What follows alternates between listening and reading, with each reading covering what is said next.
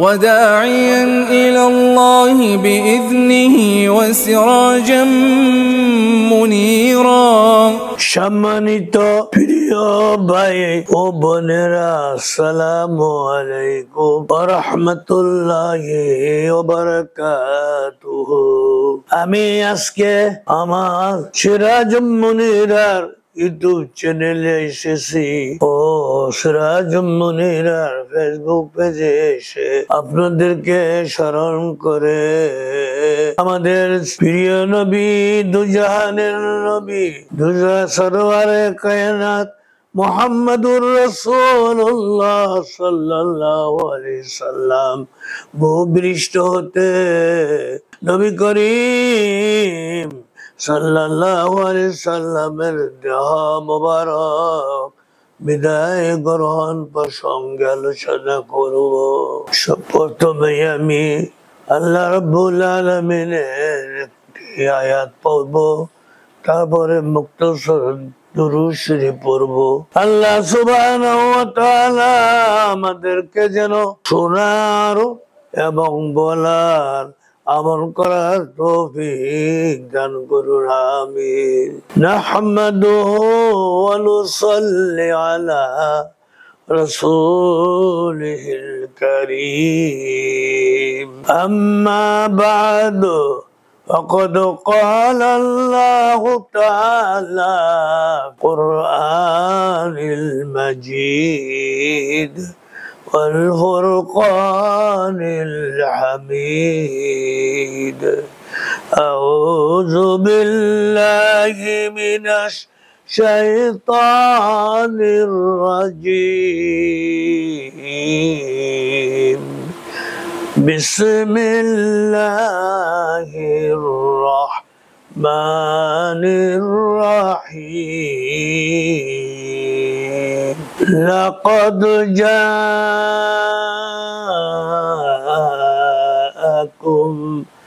رسول من أنفسكم عزيز عليه ما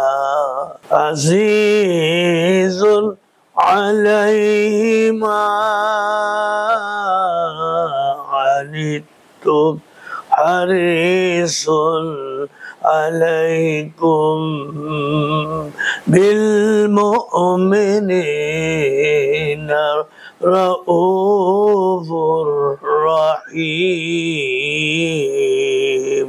فإن تولوا فقل حسبي الله لا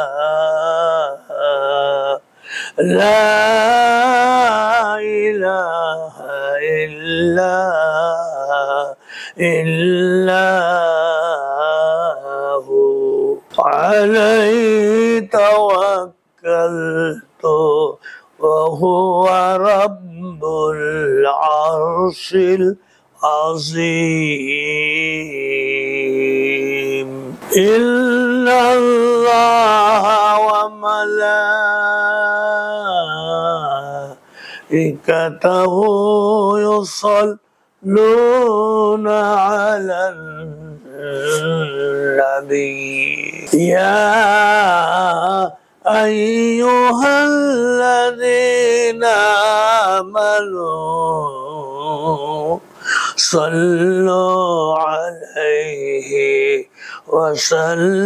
وسلموا تسليما. اللهم صل على محمد النبي الأمي وعلى آله وأزواجه أمهات المؤمنين. اللهم صل على محمد النبي الأمي وأزواجه أمهات المؤمنين وذريته وأهل بيته كما صليت على إبراهيم وعلى آل إبراهيم إنك حميد مجيد. اللهم صل على محمد النبي الأمي وعلى آله وأصحابه وسلم تسليما. اللهم صل على محمد وأنزله المقام المقرب عندك يوم القيامة. اللهم صل على محمد وأنزله المقام المقرب عندك يوم القيامة.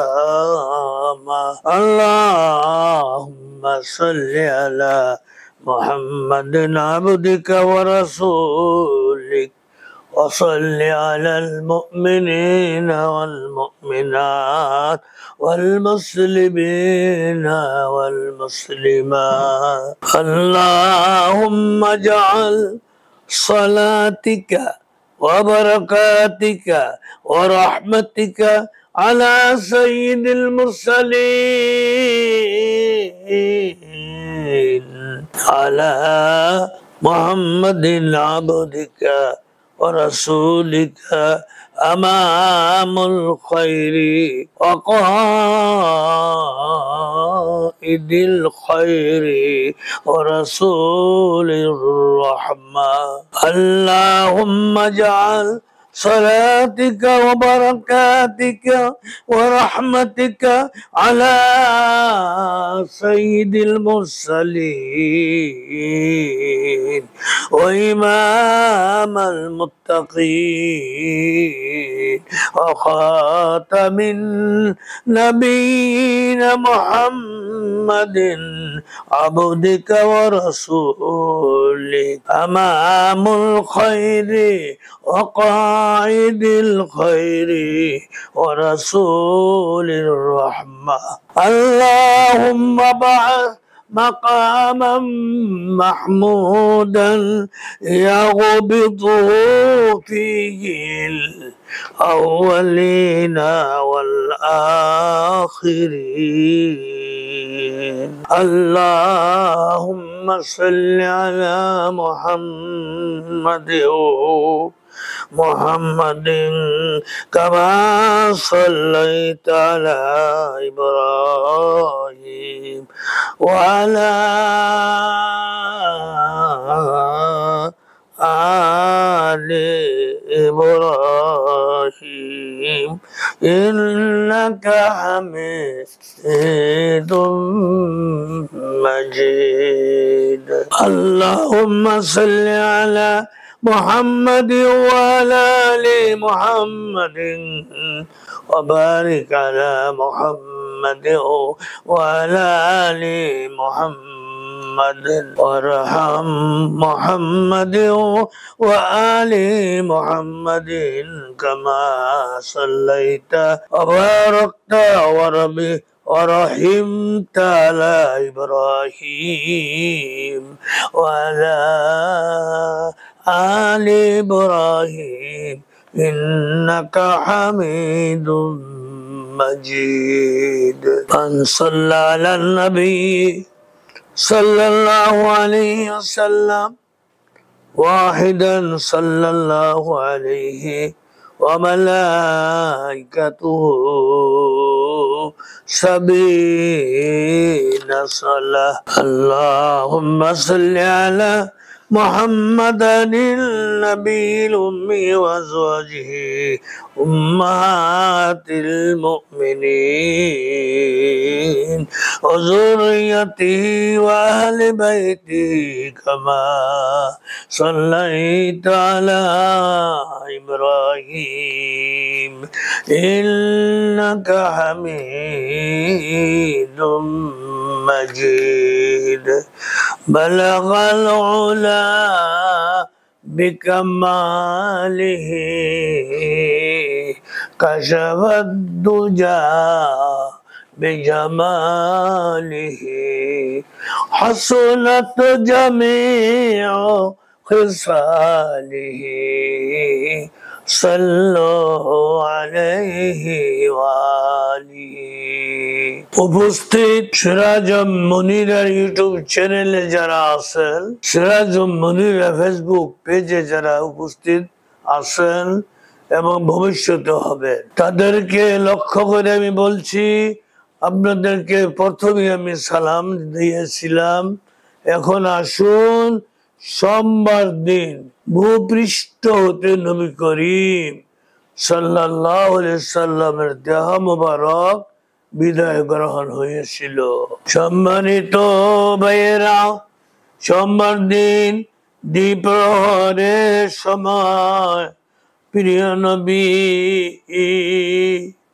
প্রিয় দুজাহানের বাদশা নবী মুহাম্মদুর রাসূলুল্লাহ সাল্লাল্লাহু আলাইহি সাল্লামের শেষ নিঃশ্বাস ত্যাগ করলেন।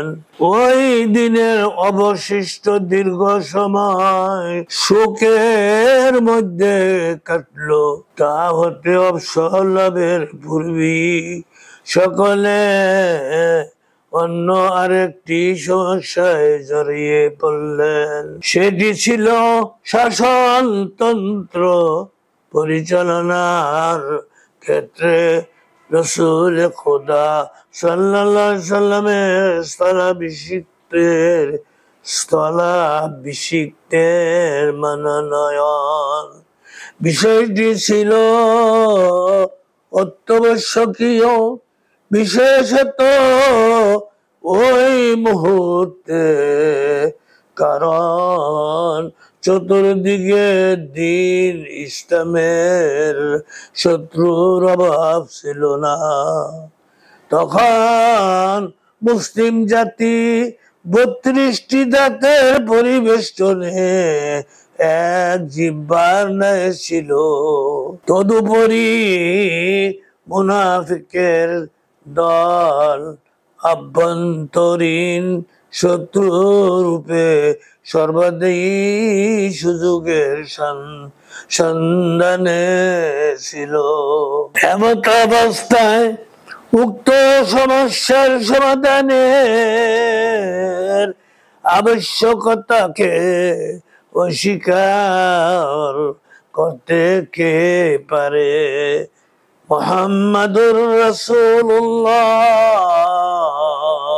আশরাফুল মাখলুকের নবী মুহাম্মদ সাল্লাল্লাহু আলাইহি সাল্লামের দেহ মুবারকে কোন রকম প্রতিক্রিয়া দৃষ্টি হওয়ার কোন সম্ভাবনা নেই। সাধারণ শহীদের দেহই যখন কোন প্রকার বিকৃত হয় না, কাজী সাইয়্যিদুল মুরসালিনের দেহ বিকৃত হওয়ার কোন প্রশ্নই উঠে না। এই সম্পর্কে নিশ্চিন্ত থাকায় সকলেই উক্ত সমস্যার সমাধানের প্রতি অধিক ব্যতিব্যস্ত হলেন। সাধারণ আলোচনার মাধ্যমে হযরত আবু বকর রাদিয়াল্লাহু খলিফা নিযুক্ত হওয়ার পর মঙ্গলবার দিন দয়াল নবী দুজাহানের সরদার মুহাম্মদুর রাসূলুল্লাহ সাল্লাল্লাহু আলাইহি সাল্লাম গোসল দানের সময় গায়েব হতে আওয়াজ আসলো, আল্লাহর রাসূলের দেহ পোশাক, আল্লাহর দেহ পোশাক শূন্য করিও না।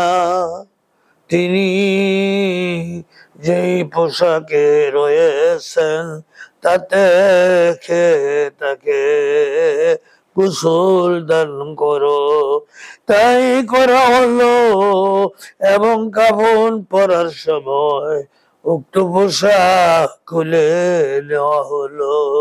অতঃপর দাফন করার স্থান সম্পর্কে বিতর্ক হলে হযরত আবু বকর রাদিয়াল্লাহু আনহু হাদিস শোনালেন যে নবী করিম সাল্লাল্লাহু আলাইহি ওয়াসাল্লামকে তার শেষ নিঃশ্বাস ত্যাগের স্থলে দাফন করা হবে।